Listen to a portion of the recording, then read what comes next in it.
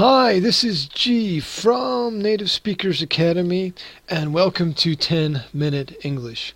This is where we introduce short articles from the news for upper intermediate level students. Today's article you can see on the right here is I have a worthless degree and I know it. Just before we get into today's article, if you want more information about what we do, you can visit our home site, which is www.nsa-slovakia.com, where you can find a whole host of information about education and learning related topics.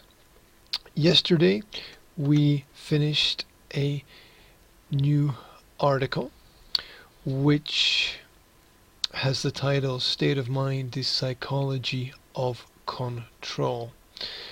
These are notes that summarize the information in a recent documentary film about how society works and how society has changed and has been changed through the 20th century. There are a lot of useful links to further study the topic at the bottom of the page, so I recommend that as a nice introduction to some of the work that we have been doing recently. Also, you can visit our YouTube pages, the Native Speakers Academy official page, where you will find over 100 videos on education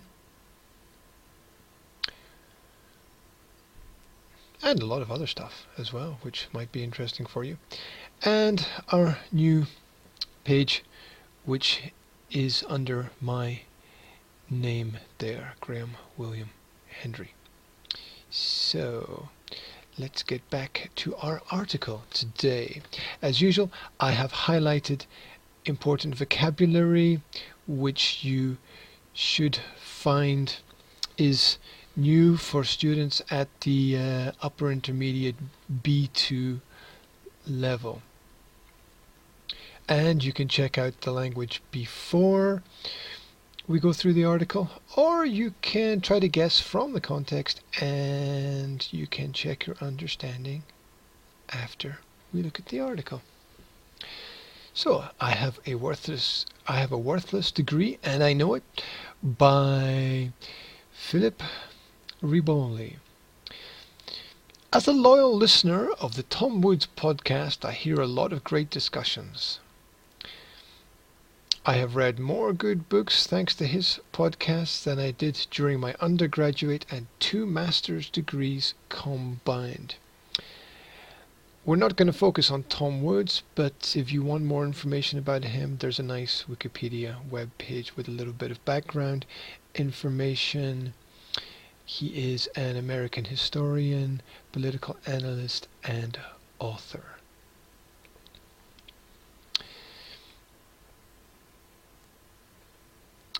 Recently, Tom and George Mason University professor, recently Tom had George Mason University professor of economics, Brian Kaplan, on the podcast. The topic was Obama's proposal for taxpayer-paid community college. This, of course, will be a disaster. The host and guest did an excellent job of dismantling the deception behind the benefits of higher education, free or otherwise. Now, I have cut a few paragraphs out of this article to make it shorter so that we can fit it into 10 minutes. So if you want a little bit more information, you can follow the links posted together with this. And that's also why I jumped over the first sentence there. Editing as we go. Countless outlets are drawing new inferences on the usefulness of higher education. Is the individual better off when half of college graduates work in jobs that don't require a degree? Has the graduate or employer benefited when only a small percentage of graduates have a job related to their major? And does anyone need a college degree to work a minimum wage job? In all three cases, the answer is surely no. So who is coming out on top? The real winners of this scheme are the universities that continually raise the cost of tuition thanks to guaranteed student loans. Banks that receive a constant source of income from individuals with a lifetime of student debt. A government that uses its public universities to churn out generations of graduates who believe in every bit of propaganda that comes from the approved elites.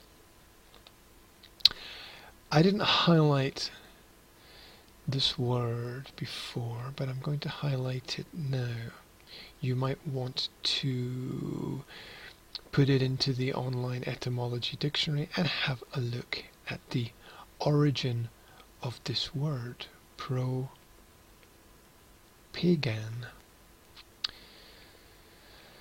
The tangible tragedy of these wasted years is that students, including myself, could have been productive members of society. We could have produced things people needed rather than delayed our entry into the workforce.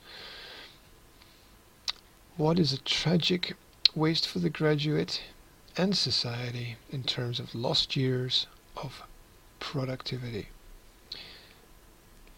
Can you use what there in English grammar? What a tragic waste. It is. Okay. What a tragic waste. Or which is a tragic waste. Okay. I can't focus this morning. Now, I loved to read in college and well into my graduate years. Notice that I read.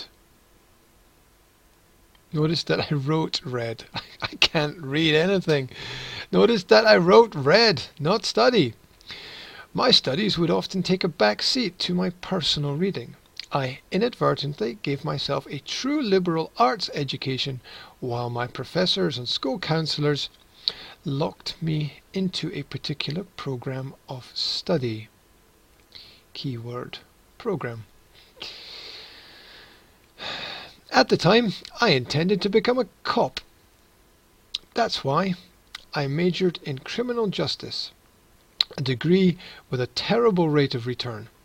But I don't want to pick on criminal justice majors. Have you ever heard a lawyer say that law school doesn't train anyone to be a lawyer? Imagine how many other non-educational institutions could get away with that motto. Let's highlight this informal language.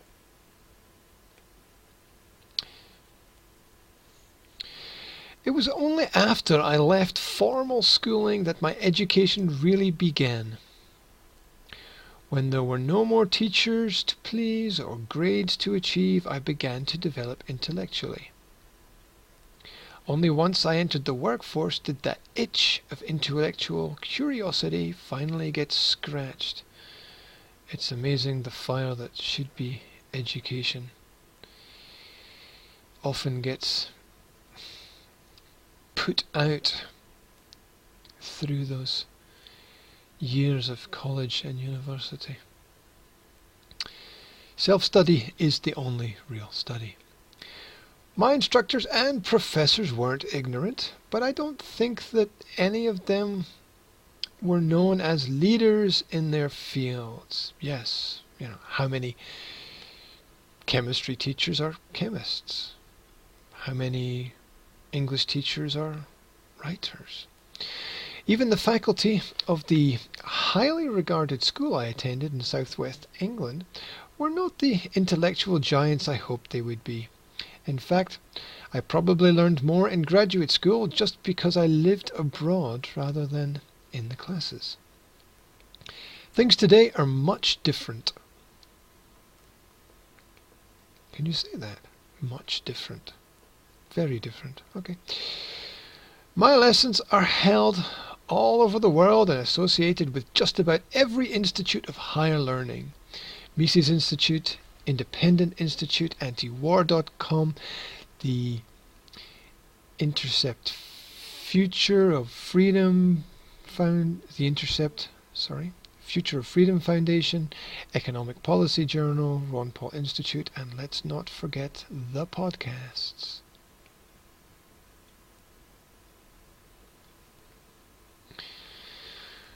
We have so much knowledge available to us, mostly for free, that no one needs the brick and mortar institutions to gain knowledge, but seek wisdom, as my father would say. We can all be autodidacts. When an advocate of traditional education breathes their hot fire in support of formal education, and the university system as the path to that education, ask them two simple questions. Are they taking courses at their local university or online? What classic work of philosophy or literature are they reading now? Chances are they are not participating in any kind of continuing education, and they are reading some trashy paperback 50 Shades of Grey if they're reading anything at all. They have the chance to take courses at MIT for free, but are any of them doing it? No, they're not. So basically we have a semi-redundant system, and to understand why the system is semi-redundant, if you go to Google and type in MOOCs, you can find lists of massive open online courses which are free. You really don't need to pay for a good education anymore. So there we are. That's all we have time for today. Links to the original article will be posted with this video, along with anything else that is relevant. Please feel free to visit us on the internet. You can connect with us on Google Plus or Facebook or Pinterest. And if you want to go deeper into the topic, you could even take one of our special one-to-one English study programs. Just send us an email if you're interested, and give us some feedback. Was this useful? How can we improve? Let us know. So this is all we have time for today. Take it easy, and I will speak to you soon. Thank you very much.